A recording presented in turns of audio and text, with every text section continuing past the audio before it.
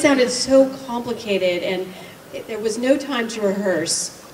I mean, never was. So the next day, I knew that we were going to be shooting the scene, and the guy was like flopping around in his like scuba gear, and he had his tank on, and he goes into the bathtub chamber, which it really was, and he had some 2x4s laid across where the bottom of the bathtub should have been, but wasn't there.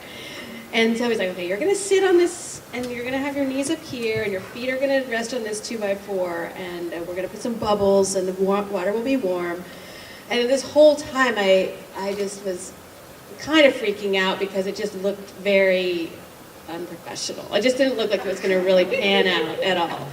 And then the lines were very simple. As you remember, I just say, you know, warm milk, gross. That's pretty much the only line. And Mom comes and knocks on the door. And then the song, I had to, well, it wasn't a song at that point, it was just the lines. And so I told Wes, I said, you know, I kind of thought that I would sing it to the tune of, you know, this tune that I had in my head. And who would you want to be? Cat. Old, new, anybody. Catwoman. you'd be perfect.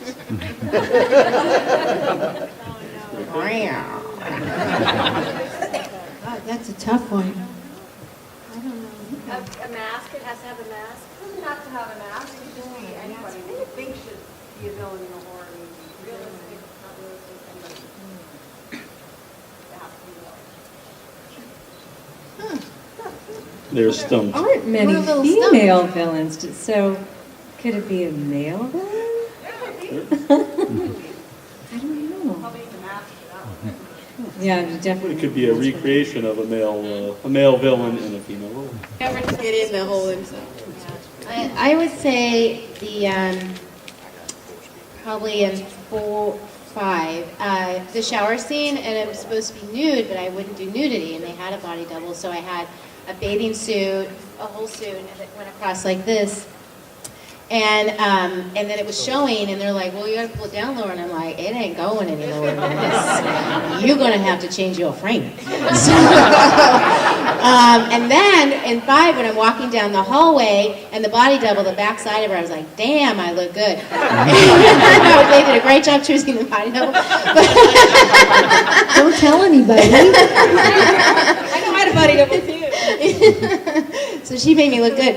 And then when they're shooting me in the front, you know, again, it was this issue, and I have this thing that's going across, and they're like, it's showing, and I'm like, sorry, you know, and because I just was not, I just didn't want to do, I wasn't going to do nudity. So anyway, that was hard because I had to stand up for myself, and people who are putting pressure on you, and you feel, you know, that's where it's hard. But you learn, you know, sometimes you just have to stand up for what you believe in and what you feel comfortable doing and not feel pressured. So They can always work around it. and they can always work around it, and you know they can. So,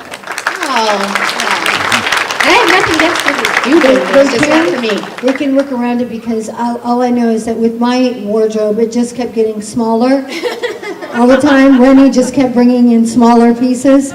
And so, like, I'd have them sew little things on the bathing suit bottom, and it was like, everything was just really tiny. Well, I have to say the cabana scene with Jesse, I was so nervous, and Mark couldn't have been more sweet, and it was a difficult day for him because he had to deal with the tongue, and he had to hold the tongue in his mouth for hours, and the crew was making fun of him, and he shared that story numerous times, and I had no idea at the time what he was going through because I was just nervous that I also had a no nudity, you know, what do you call that, clause in my contract, and Mark so conveniently used his hands to cover parts of me. But that day was just also for me. I was like, oh. Another question here? At that point was just so exciting. And kind of the same thing happened with Nightmare 7. I was in a really dry period, and I had gone to a psychic, I remember, just for the fun of it. There was like, I was on Venice Beach or Boardwalk somewhere, and she said, you will once again, it was like really dramatic, you will once again take a take a role where people will be happy that you are like leading them in some new part or something. It was so uncanny. The next day, Wes called and said, "I've got this part where you're the lead in Nightmare 7, and you have to save your son and all of these things." And I thought that, of course, that was just meant to be because of the psychic. I paid $5 for this reading, and so that was always like just the most exciting thing to think, one, that Wes thought enough good things about me and Nancy that he would spend a lot of time writing a script. It takes months and months to do that. So we I was always very excited about it. Is that what your question was? Yeah. Do you have a favorite one-liner of Freddie's for everybody here? Oh. Well, we were just talking about that. I think "Welcome to Prime Time, bitch" is Welcome to Prime Time, bitch. I said that to Penelope in Nightmare 3. I know that one too, yeah. That is a Roach Motel line. Where do you You can check in, but you can't check out. I love that one. Yeah, me too, me too. Any more? Right here. Like that Eagles song, Hotel California. I'm curious, when, I remember getting a book when I was young, and it was like Nightmares 1, 2, and 3, the continuing story, and the Nightmare 3 that was in there, it came out right before Part 3 did. And the story was a little different than the Part 3 that ended up on the screen, and the way that Nancy died was just a little different. So I know that there were some tremors with Part 3, and as far as the script was going as it was being shot. So I was wondering, were you satisfied with how Nancy was killed off in Part 3? Did you feel like it did justice to the character? And did the movie change a lot? I know that it really affected a lot of the audience. I talked to so many people that actually, burst into tears when Nancy gets tricked by Freddie and killed in the end. But the thing that I will never forget is just how incredible Patricia Arquette was in the scene where she's cradling me as I'm dying. And it was so not like a horror movie, where everyone just lets the dead body just kind of lay on the ground and they move on, or escape, or they're like they're rolling it into the street while they go and save themselves. I remember it was really hard for her. She just didn't really get along with the director that much. And so when a director that you don't trust is telling you to cry and just cry, get emotional. It's like this ordering around of a moment that is so hard to draw up as an actor to make it look real. And the trust just wasn't there, and it was the end of the shooting. And I knew that she just knew that this was an important moment, maybe the most important moment of the movie for her character. So she literally just said, basically, "Shut the fuck up, director. I'm going to go take some time, and when I come back, be ready to shoot." And so it was, as I remember, she left the set, she went off on her own, because you just have to compose yourself in a way that it's very tough. And when she came back, the director rolled camera, and she just brought that moment out where she just was so emotional and so sad and so honest and true. And to me, I couldn't have planned a better death for Nancy if I thought about it for ages, and it was just so beautifully done, and it was all Patricia, 100% Patricia doing that.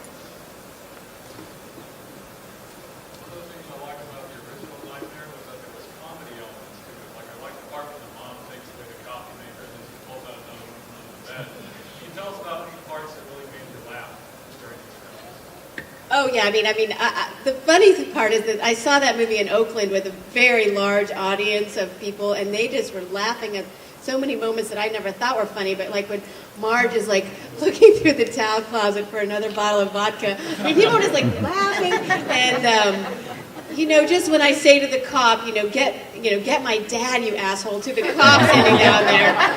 Wes is very irreverent, and I think that those little touches were his sense of humor coming out. He's very, he has a very dark, kind of irreverent side to him, and all that is Wes Craven, and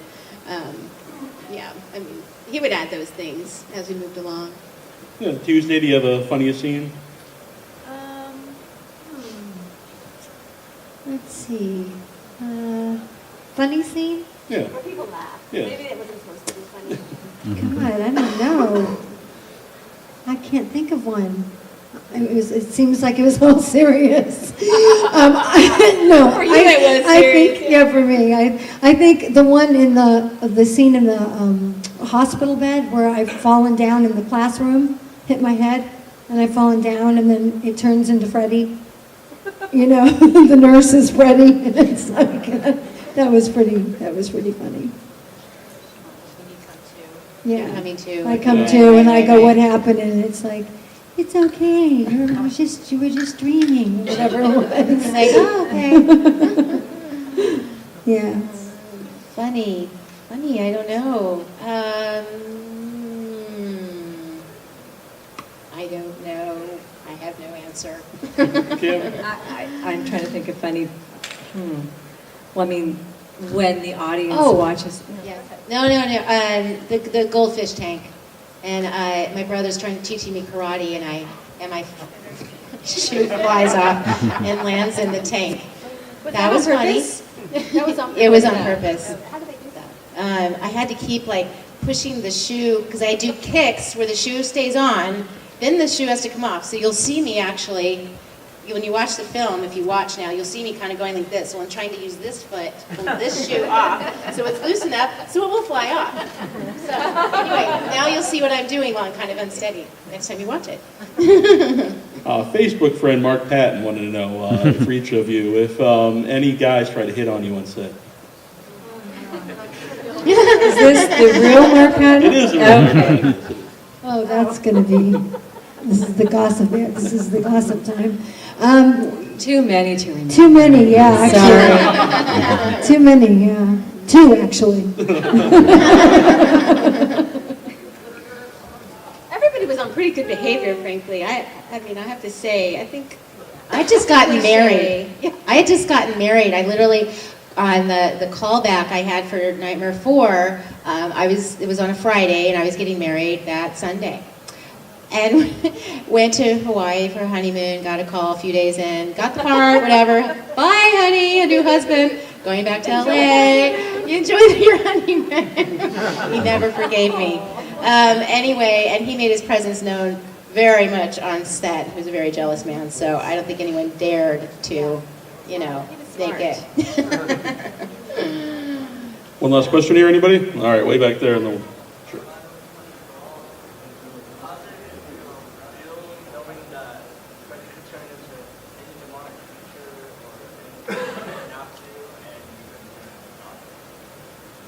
how would it make us feel to know that Freddie could turn into any kind of creature and we And then you couldn't couldn't do anything and about we it. couldn't do anything about it? Well, say Heather that? Langenkamp knew that it was just Robin. But my character's the first one to really kind of suss Freddie out. I mean, I don't think she does know how powerful Freddie is in the first one. She's just constantly being surprised, like, oh my God, he can do that, and oh my God, he can do that too, and he can walk through jail bars, and he can appear in my house, and so that was the first time any of us really could understand that Freddie had this power that our dreams gave him. And then I think in Nightmare 3, my character realizes that the only way to fight Freddie is to find something in yourself that can battle him. Like whatever strength you have to find that in yourself. So it's more about talking about yourself in relationship to Freddie. And that's one of the reasons I think people love Freddie, is that knowing you have to fight him, you have to find it in yourself what will battle him, because he will pick that thing where you are the weakest. And I think it was a really interesting thing to think about. Like, if you're a drug addict, Freddie's going to come at you as drugs. If you're afraid or you really want to be a movie star, Freddie's going to come at you. Your vanity. To your vanity, exactly. And it's a very intelligent way of thinking about our fears. And all of our characters have to face what we're most afraid of in order to fight him effectively. Right, like Alice were her daydreams. She wanted to stay in her daydreams and stay shy and disappear, but she had to get out of that. So, all the characters. I would say, since we're at a horror convention, is there any fan interaction or a present from a fan that stands out to you? Oh, I got flowers today. No, it's so touching, and it's very meaningful, and it's just great to know that this is an important event for people to attend, but also that the movies were, really influential in people's lives. Wilson? Yeah, I got this really cool, just beautifully done, a glass that you drank from with my picture on it. Oh my gosh. But it was like carved in it, like glass, you know what I mean? Etched. Etched, yeah, like etched glass, and it was just really beautiful. Someone in Australia last year carved a wooden box, and it's just beautiful carvings on it, like a jewelry box, and it's beautiful. So anyway, it's very cool. I think that was special. Australia. Last May. Yeah. I have to say, the interactions where I was, just this morning was already speaking to some people, just to their memories and hearing the impact that all these films have had on them and their children, and how it's carrying on is so amazing to me, and brings up my memories again, because this is quite a few years ago. So that's what's kind of really so touching and meaningful. Well, I'm Neil Jones from WithoutYourHead.com. Let's hear it for Kim Myers, Lisa Wilcox, Tuesday night, and Heather Langenkamp, the ladies of Elm Street. We're showing some love over there, too. Bubbles, and the water will be warm. And this whole time, I just was kind of freaking out because it just looked very unprofessional. It just didn't look like it was going to really pan out at all. And then the lines were very simple. As you remember, I just say, warm milk, gross. That's pretty much the only line. And Mom comes and knocks on the door. And then the song, I had to, well, it wasn't a song at that point, it was just the lines. And so I told Wes, I said, I kind of thought that I would sing it to the tune of, this tune that I had in my head. And Who would you want to be? Cat. Old, new, anybody. Catwoman. You'd be perfect.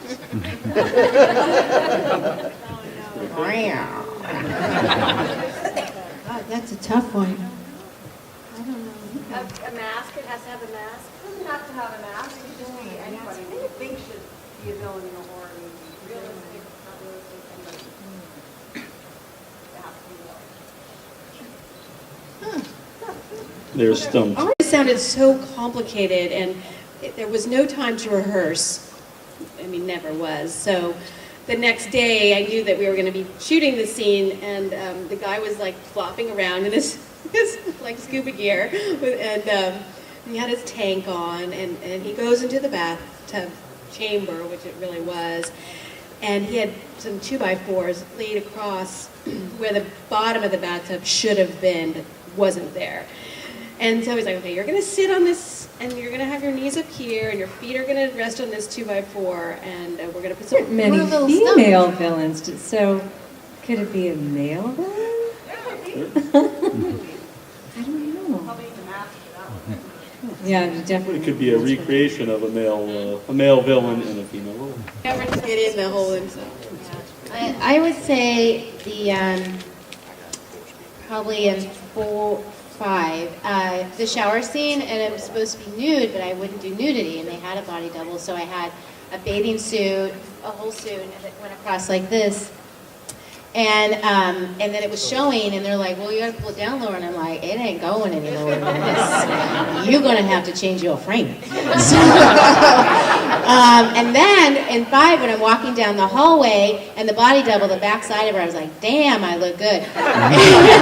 They did a great job choosing the body double. Don't tell anybody. I know I had a body double too. So she made me look good. And then when they're shooting me in the front, again, it was this issue, and I have this thing that's going across, and they're like, it's showing, and I'm like, sorry.